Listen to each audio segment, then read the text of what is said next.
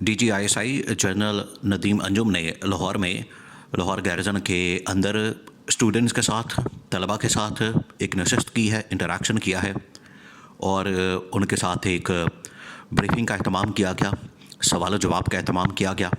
और ये इंतहाई अहम तरीन मौका क्योंकि पाकिस्तान के अंदर अब इस वक्त इलेक्शन की गहमा गहमी है, इलेक्शन का माहौल बन चुका है जिसमें नवाज शरीफ भी मैदान में है, बिलावल भुट्टो भी मैदान में है। अपनी अपनी जो इनकी इस्तात है उसके मुताबिक ये जलसे जुलूस कर रहे हैं, दिखाते तो यही है कि जलसे जुलूस कर रहे हैं, लेकिन अंदर से इनका कोई ना कोई मामला हर जगह पर कोई ना कोई किसी का सेट हो चुका है, ख़ास तौर पर ये नवाज शरीफ का।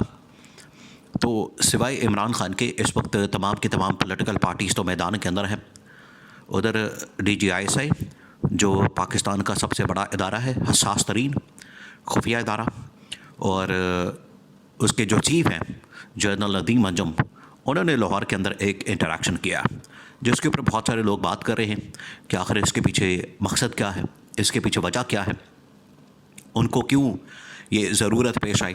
क्योंकि जनरल आसिम मुनीर की जानिब से भी कुछ इसी तरह का एक इंटरेक्शन किया गया है नौजवानों से, जो नौजवान कौम है, नौजवान है, उनके साथ खिताब किया गया।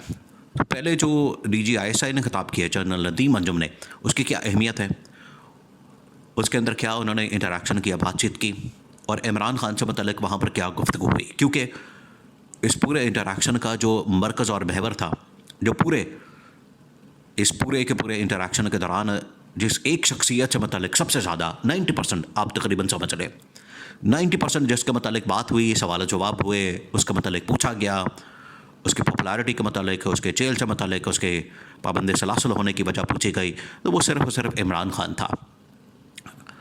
अब इसके पीछे वजूहात और इसका इम्पैक्ट क्या होना है, ये बहुत अहम तरीन मामला है, बहुत ही अहम तरीन, इसको आपने समझना है। देखिए, जो जनरल नदीम अंजुम है वो इस वक्त पाकिस्तान के इंतहाई अहम तरीन ओहदे के ऊपर बराजमान है और उनको एक्सटेंशन भी मिली हुई है, तोसी भी हुई है उनकी मुद्दत के अंदर। अब मुद्दत में तोसी के बाद एक मरतबा वो पहले आए बतौर डीजीआईएसआई।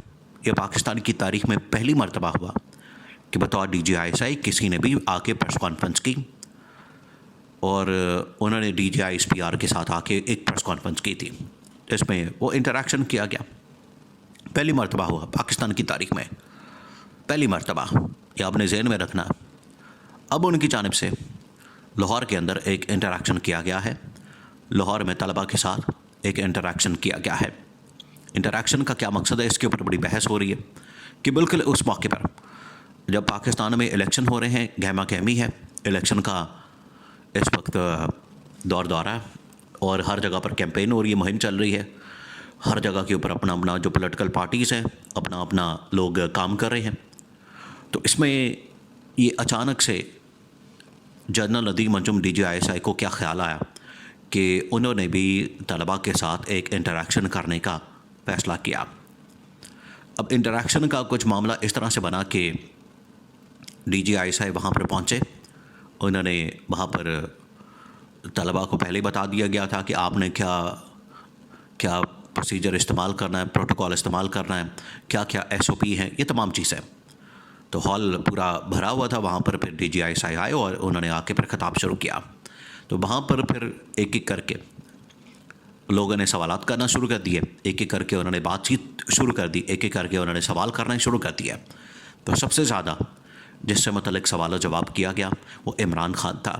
अब उसकी वजह क्या, वहाँ पर पीटीआई से मतलब, इमरान खान से मतलब, और वहाँ पर एक और बड़ा दिलचस्प सवाल किया गया कि अगर हम खुलकर बात करते हैं, खुलकर सवाल करते हैं, आपसे खुलकर बात और इजहार राय करते हैं, तो ऐसा तो नहीं होगा डीजी साहब ऐसा तो नहीं होगा कि कहीं वीगो डाला आ जाएगा और हमें उठा कर ले जाएगा। तो वहाँ पर फिर बड़ा इसके ऊपर तालियां भी बजी, हॉल के अंदर बड़ा शुगल हुआ, हॉल के अंदर बड़ा हंसी मजाक हुआ इस बात के ऊपर।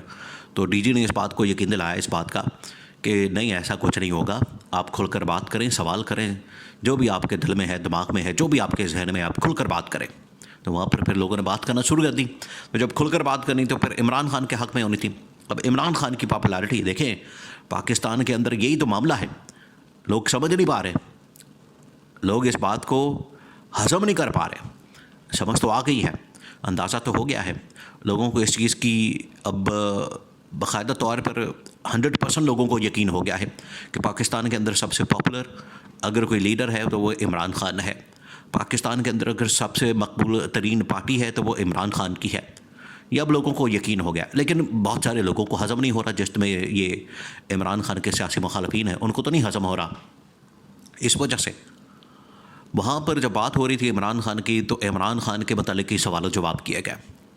अब इमरान खान से मतलब सवाल जवाब कुछ इस तरह के थे कि इमरान खान के ऊपर मुकदमात, इमरान खान को जेल में डालना, पाबंदी सलासल करना, उसको इलेक्शन से पहले बल्ले के निशान से आउट करना और इलेक्शन से आउट करना, ये तमाम चीज़ें उसमें पूछी गई। तो DGI ने कुछ सवालों के जवाब जो मुनासिब थे वो सिक्योरिटी से रिलेटेड या इंटरनेशनल रिलेशन से मुतालिक या डिप्लोमेसी से मुतालिक या डिफेंस के पॉइंट ऑफ व्यू से, वहाँ तो उन्होंने जवाब दे दिया। कुछ सवालों का जवाब उन्होंने कहा कि ये तो सियासतदान दे सकते हैं। फिर कहीं पर उन्होंने एक ये भी लफ्ज़ इस्तेमाल किया कि कायद-ए-आज़म के अंदर बड़ी ताकत है। वो कायद-ए-आज़म से मुराद उसका वो पाकिस्तानी करेंसी है, पाकिस्तानी रुपया है, पाकिस्तानी रुपये हैं, क्योंकि उसके ऊपर कायद-ए-आज़म की तस्वीर बनी हुई। यहाँ पर लोग अक्सर ये जुमला इस्तेमाल करते हैं कि कायद-ए-आज़म चलेगा या कायद-ए-आज़म में बड़ी ताकत है। वो नोट की तरफ असल में इशारा करते हैं। तो वहाँ पर इस तरह से खुलम खुला लोगों ने इज़हार किया।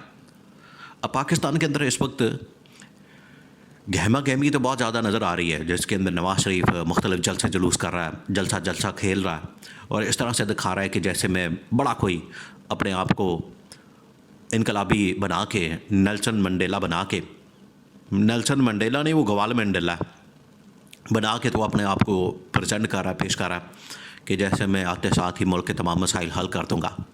देखिए, मुल्क के मसाइल ऐसे नहीं हल होते। ये मुल्क के मसाइल असल में इसकी तबाही और बर्बादी और मसाइल के ज़िम्मेदार ये लोग ख़ुद हैं जो आज ये जलसे जुलूस कर रहे हैं और डील बना के बैठे हुए हैं और कह रहे हैं कि हमें 2/3 मेजॉरिटी या सिंपल मेजॉरिटी या 100 सीटें। इनको अगर अपने ताईं लड़ना पड़ेगा तो ये 50 सीटें भी नहीं निकाल सकेंगे, 40 सीटें, 30 सीटें भी नहीं निकाल सकेंगे। और अगर ऐसे में इमरान खान बाहर आ जाता है तो फिर तो समझे इनका मक्कू उसने ठप देना आके, और उसने सबको टांग देना सियासी तौर पर, और दूर दूर तक किसी ने नज़र नहीं आना। इमरान खान ने इस तरह से तगड़े उम्मीदवार और तगड़ी किस्म की कैंपेन करनी है, इन सब की दौड़ें लग जानी है।